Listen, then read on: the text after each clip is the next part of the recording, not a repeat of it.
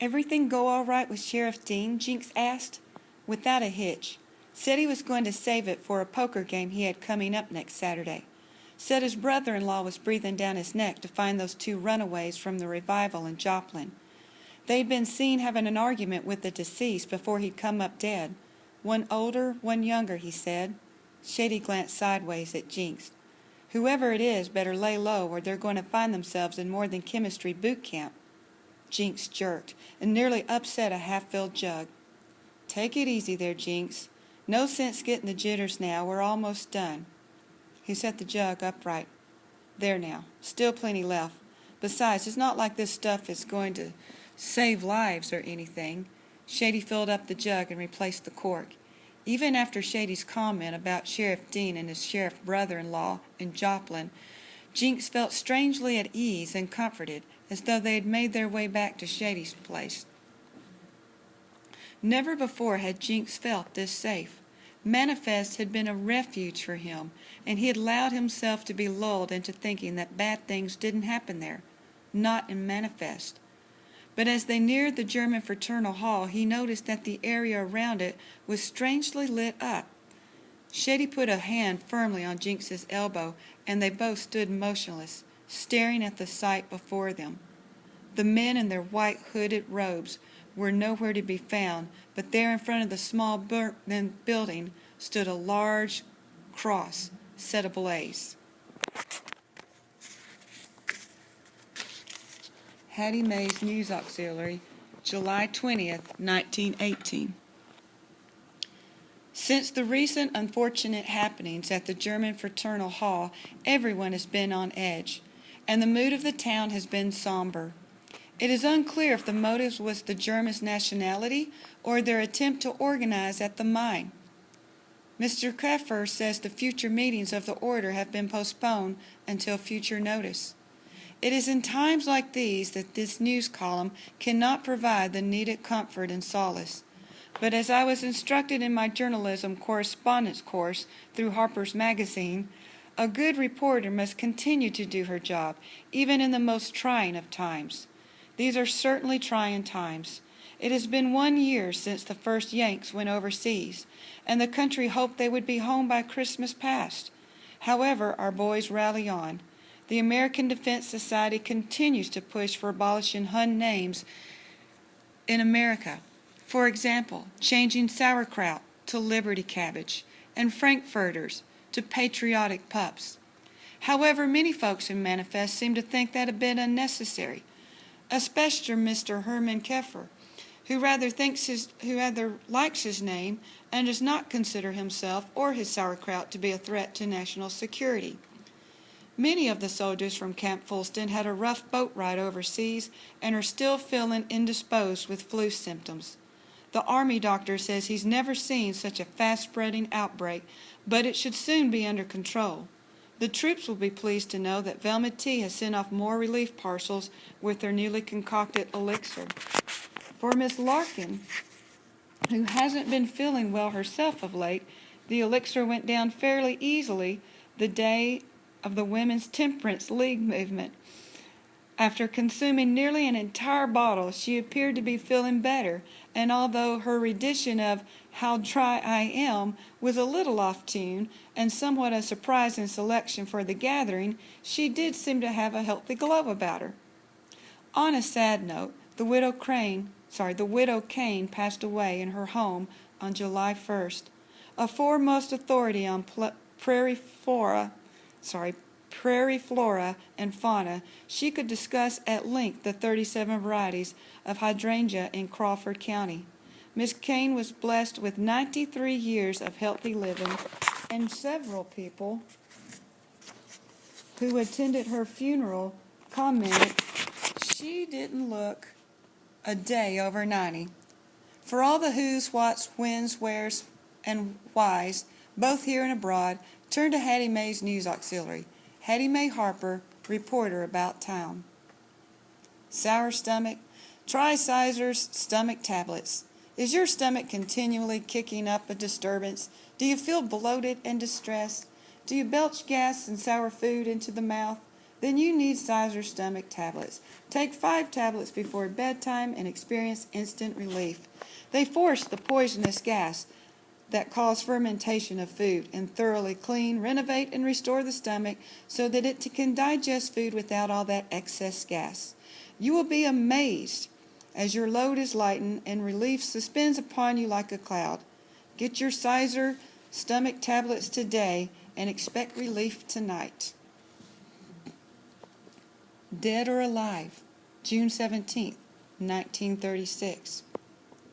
I folded Hattie Mae's article and found myself in the same somber mood the town of Manifest had been in after that cross had been set on fire in front of the German Fraternal Hall.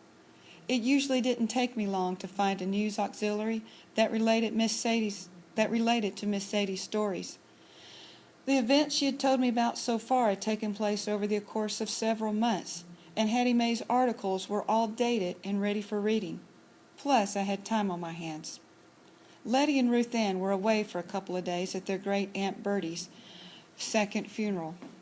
Her first, they said, had been on Aunt Bertie's 74th birthday.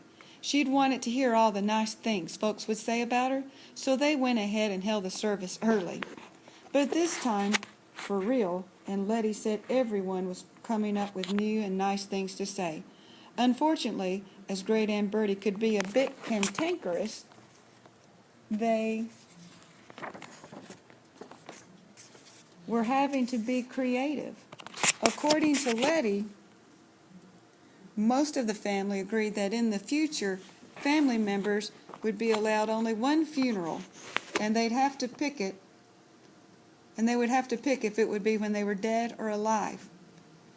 With Letty and Ruth Ann gone and no new prospects on who the rattler might be, I was left with nothing to do but hunt down more roots, weeds, herbs, and bugs for Miss Sadie.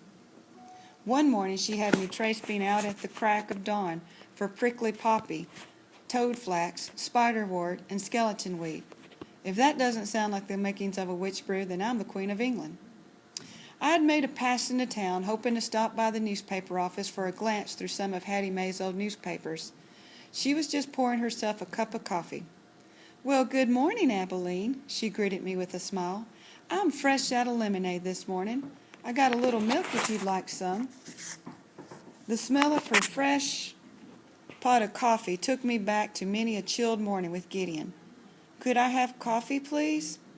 "Well, sure, if you think you'll like it. There's a little cream. Help yourself, Sweet Pea." I liked it when she called me Sweet Pea.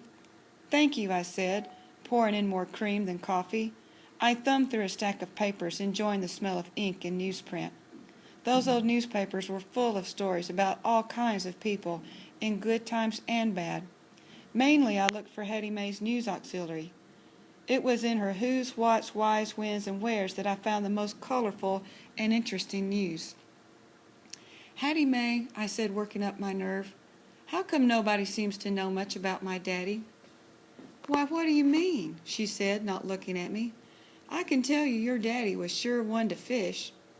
"I know. He fished, swam, and caused havoc. That's what Shady said." I remembered the look of revelation Shady had when I told him about Miss Sadie's story. He had been pretty tight-lipped about Gideon ever since. It seemed Hattie Mae had a case of lockjaw herself. I wondered if Miss Sadie had cast a spell over both of them. Maybe I could undo her hex. There has to be something more. I mean, he lived here. If a person lived and breathed in a place, shouldn't he have left some kind of mark? Shouldn't there be some kind of who's, what's, whys, and wheres that he left behind? Hattie Mae put down her mug. "You miss your daddy, don't you?" I nodded, thinking that I'd started missing him before we'd ever said goodbye. "Well," she said thoughtfully, "maybe what you're looking for is not so much the mark that your daddy made on the town, but the mark your town made on your daddy." Hattie Mae stared into her coffee as if she was looking for the right words to say. "This town left its imprint on your daddy, probably more than he even knows. And sometimes it's the mark that goes the deepest, that hurts the most." "Like a scar," I said, touching my leg. It was that scar on my leg that marked me, and had marked a change in Gideon. I cupped my hands around the coffee mug, trying to feel any warmth that might be left. It had gone cold. Shady said, footsteps fall evenly onto each tie. There was a comfort in those tracks and my being on them. I closed my eyes and let them guide me, one foot after another. I imagined Gideon at the other end of the line, working his way toward me, one foot after the other. It was like one of those story problems in school. If Gideon leaves Des Moines, Iowa at 6:45 a.m., traveling one railroad tie at a time, and I leave Manifest doing the same, how long will it take us to meet? I was figuring the problem in my head, but started imagining him on a train, getting here faster. It must have been the growing heat, but I could feel the tracks vibrate beneath my feet.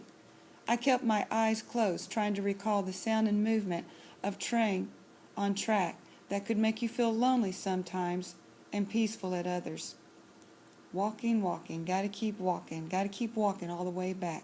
Looking, gotta keep looking, miles to go on this railroad track.